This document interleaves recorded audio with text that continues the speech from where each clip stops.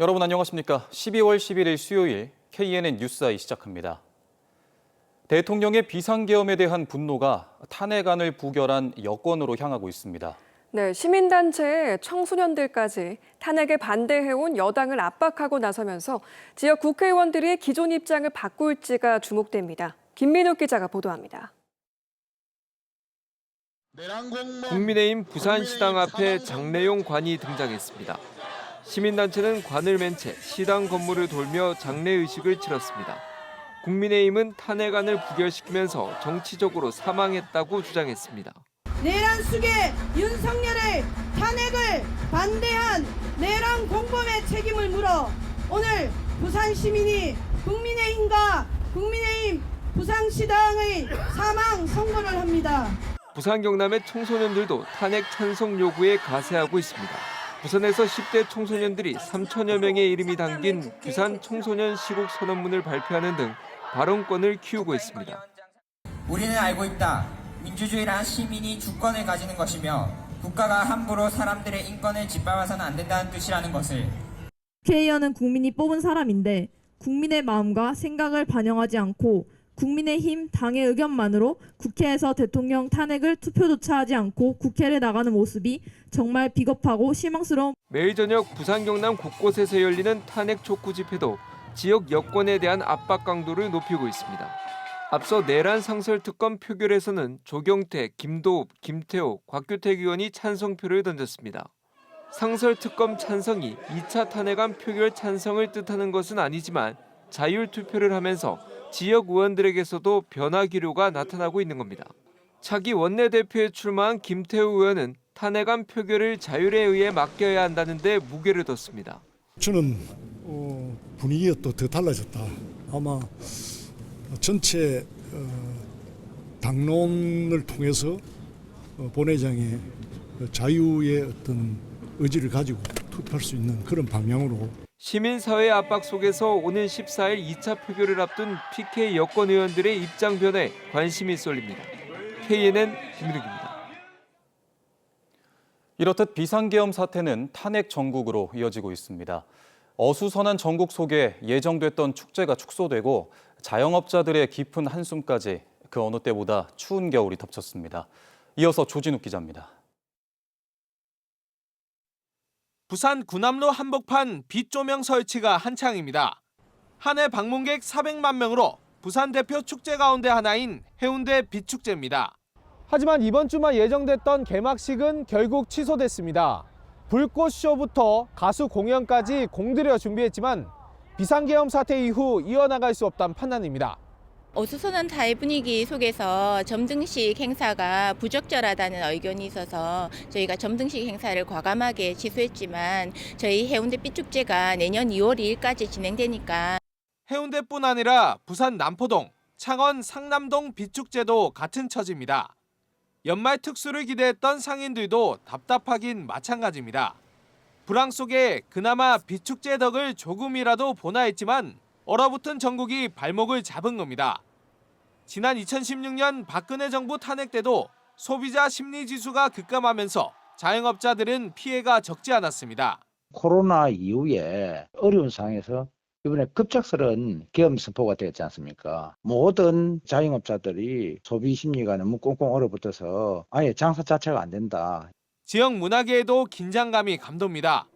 취재 결과 지역에서는 아직 공연이나 전시가 취소된 사례는 없지만 탄핵 국면이 장기화될 경우 악영향을 피하기 어려울 것으로 전망되기 때문입니다. 혹시라도 어떤 정치적인 영향으로 인해서 소비 심리가 좀 위축되고 불안정이 계속된다면 새로 제작되는 작품들에 좀 영향이 갈까 아주 좀 걱정이 됩니다. 불투명한 전국에 연말연시 특수가 실종되지는 않을까 지역 상권과 문화계의 우려가 커지고 있습니다. KNN 조준욱입니다. 네, 작년만 해도 80%를 넘나들던 대학병원 전공의 지원율이 3%대로 떨어진 것으로 드러났습니다. 미복귀 전공의를 처단한다는 계엄 포고령이 지원율 폭락의 결정타를 날렸다는 지적입니다. 하용광 기자가 취재했습니다. 내년 3월 수련을 시작하는 전공의 레지던트 지원율은 10% 밑으로 떨어졌습니다. 지역 대학병원 상황은 더욱 심각합니다. 지원 인원을 비공개한 병원 2곳을 제외하고 부산 경남 대학병원 7곳이 내년 상반기에 모집했던 인원수는 321명인데 지원율은 3%대에 그쳤습니다. 사실상 전무한 수준입니다. 1년 전만 해도 지원율 88%를 기록하던 부산대학교 병원의 올해 지원자는 단 1명. 역시 80%를 웃돌던 삼성창원병원도 올해는 3명에 불과합니다. 이 같은 지원율 폭락에는 의정 갈등 여파도 있지만 최근 계엄사령부의 처단 포고령이 결정적 영향을 준 것으로 지적됩니다. 정원을 다시 조정해달라는 게 하나도 안 바뀌었으니까 사실 전공의들은 일단 돌아올 명분이 원래 없었고 그 와중에 계엄령 내리면서 전공의들 엄청 적대적으로 대한 거잖아요. 감정도 너무 상했고. 부산의대 교수와 학생들은 탄핵 정국에서 정부의 의대 증원 취소를 촉구하는 시국 선언을 열었습니다. 윤석열 정부에 의해 어려 민주주의 과정이 철저하게 괴멸되었습니다. 이런 민주주의 파괴와 독재가 현재 의료 사태를 초래한 지역 의료계는 의협 차원이 아닌 자체적인 집단 행동에 착수해 정부를 압박하겠다고 밝혔습니다. 국민의힘 국회의원들에게 개별 항의 방문이라든지 부산시 당사 방문, 항의 방문 등을 지금 계획하고 있고요. 탄핵 집회도 적극적인 의사회원들의 참여. 이번 주말 탄핵안 표결을 앞두고 처단 포고령에 잔뜩 뿔난 의료계도 본격적인 행동에 나서는 모습입니다. KNN 하영광입니다. 창원에서 회원제로 운영되고 있는 한 골프장의 전 대표이사가 회원들이 낸 기부금을 횡령한 혐의로 경찰 수사를 받고 있습니다. 골프대회 개최 등을 위해 회원들이 법인으로 낸 금액 1억여 원을 개인 용도로 쓴 혐의인데요. 회원들은 경찰의 수사를 촉구하고 있습니다. 최한솔 기자가 취재했습니다.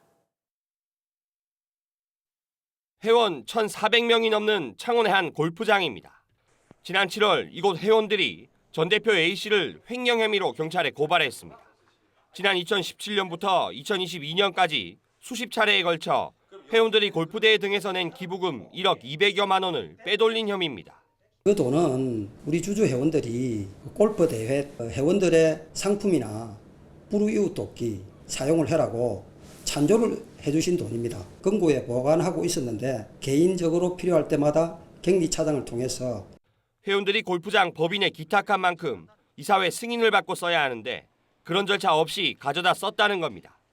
지난 2022년 새 대표가 취임했을 때 기부금 관련 격리 담당 직원의 보고로 문제가 드러났습니다. 수시로 은폐가 칠 때마다 그걸 했기 때문에 이사에 보고한 것도 없고 그다음에 장부에 기재한 게 없었으니까.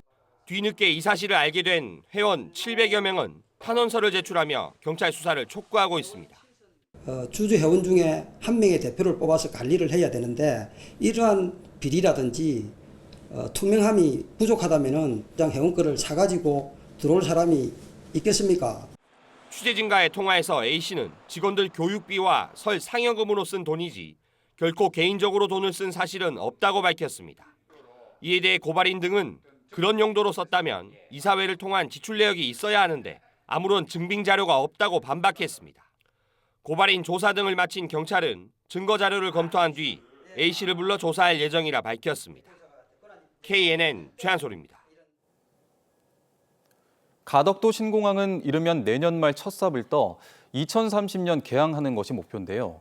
국내 공항 가운데선 처음으로 공항 운영에 지방정부가 직접 참여하는 방안이 모색되고 있습니다. 이 소식은 김건영 기자가 보도합니다.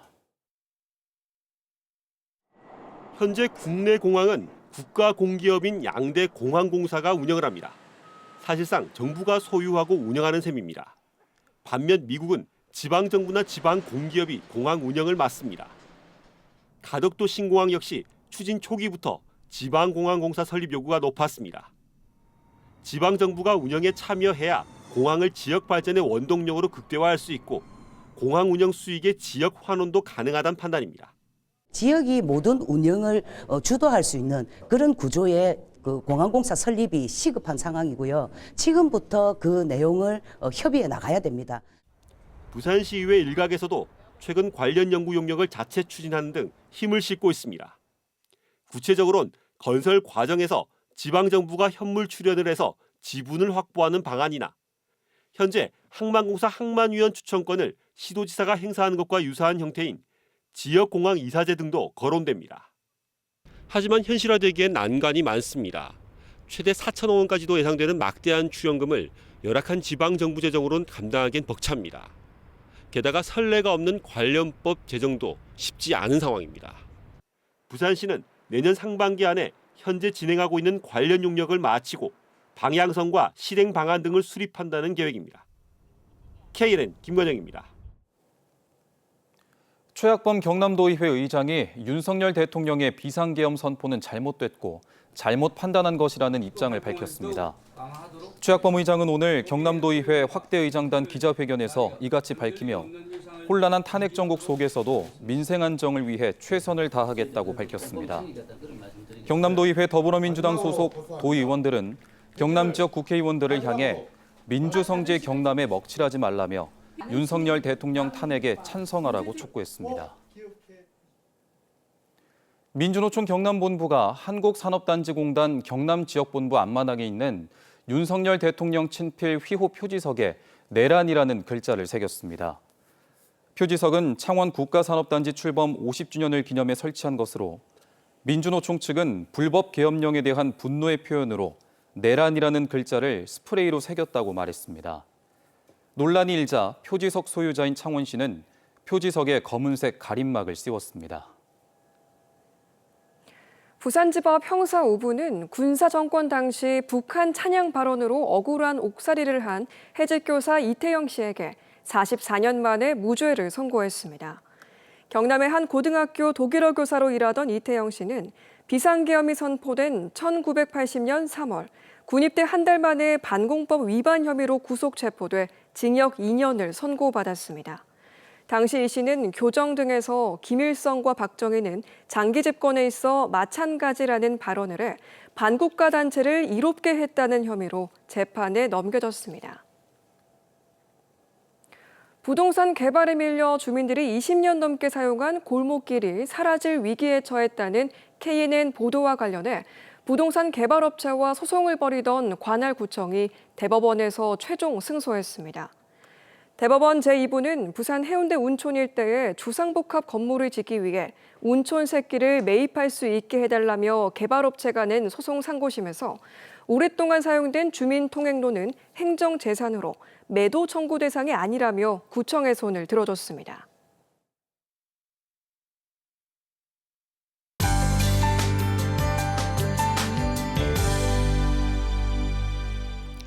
연일 평년 수준의 초겨울 날씨가 나타나고 있습니다. 내일도 큰 추위 걱정은 없겠는데요. 다만 내륙을 중심으로는 아침 기온이 영하로 떨어지니까요. 출근길 옷차림 따뜻하게 해주시기 바랍니다.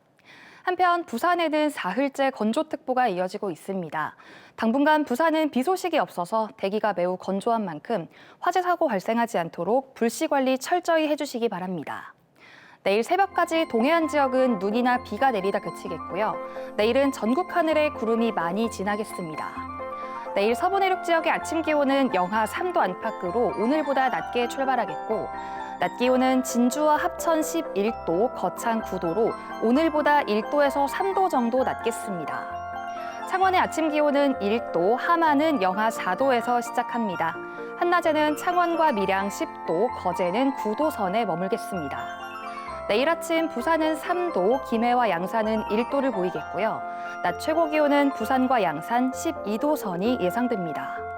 풍랑주의보가 발효된 동해상에서는 물결이 최고 3.5m로 매우 높게 일겠고요. 또 내일까지 동해안으로는 너울이 강하게 밀려오겠습니다. 금요일 오후에는 경남 서부 내륙에 비나 눈이 조금 내리겠고요. 다가오는 주말 동안에는 기온이 반짝 떨어지면서 평년보다 더 춥겠습니다. 날씨였습니다.